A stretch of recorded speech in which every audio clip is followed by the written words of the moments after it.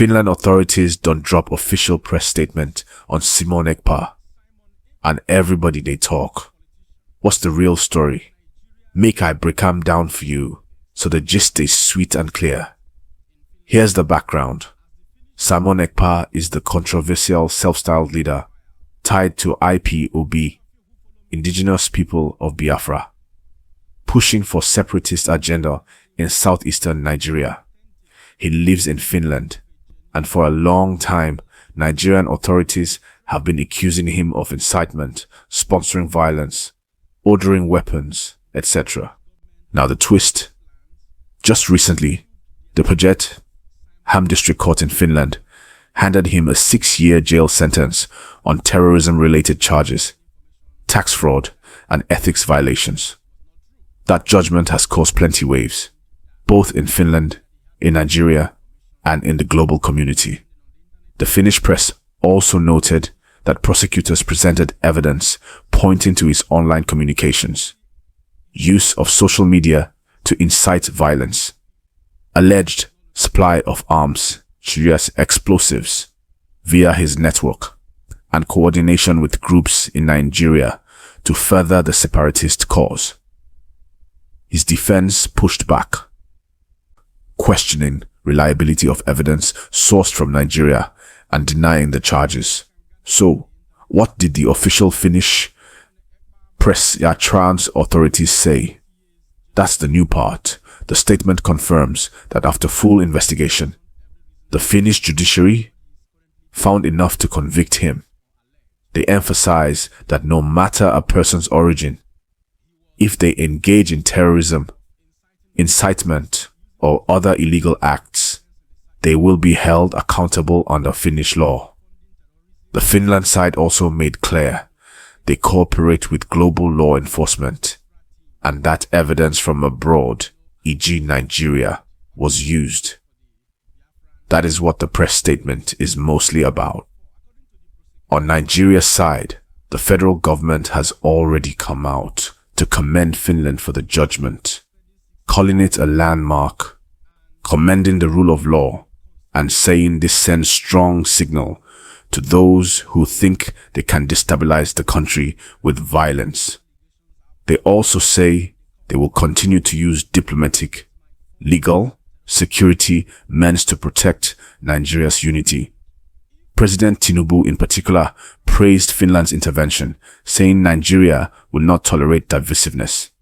Now, let's talk implications, reactions, and what this means for the everyday person. First, for Ekpa, an IPOB. This is a serious blow. He's been, for years, a symbol for some who believe the eastern region should separate. With him jailed abroad, leadership is disrupted. Also, this verdict gives Nigeria more legitimacy in its claim that Ekpa was engaging in illegal acts, not merely political speech. Second, for Nigeria-Finland relations. This strengthens the bond, especially on security, legal cooperation, extradition, intelligence sharing. Nigeria now sees Finland as a partner who respects rule of law. That flows both ways. The foreign affairs and justice arms in Nigeria will lean on this to strengthen extradition treaties, etc. Third, for other separatist or extremist actors. The message is loud. Even if you hide your base abroad, you are not untouchable. No matter where you live, if evidence show you fund, incite violence back home, legal systems will pursue you. Fourth, domestic politics and stability. Some will praise the judgment. Others will see it as suppression of political dissent. In Nigeria, divisions run deep already. Some will say it vindicates the government's narrative. Some will say, watch it. When does political activism become terrorism? There's going to be debate. Also, citizens in the southeast may feel differently. Some will see this as justice, others as silencing their voice. Government must be very careful to assure that this is not used as tool of oppression, but genuinely as rule of law. Fifth, legal and human rights angle.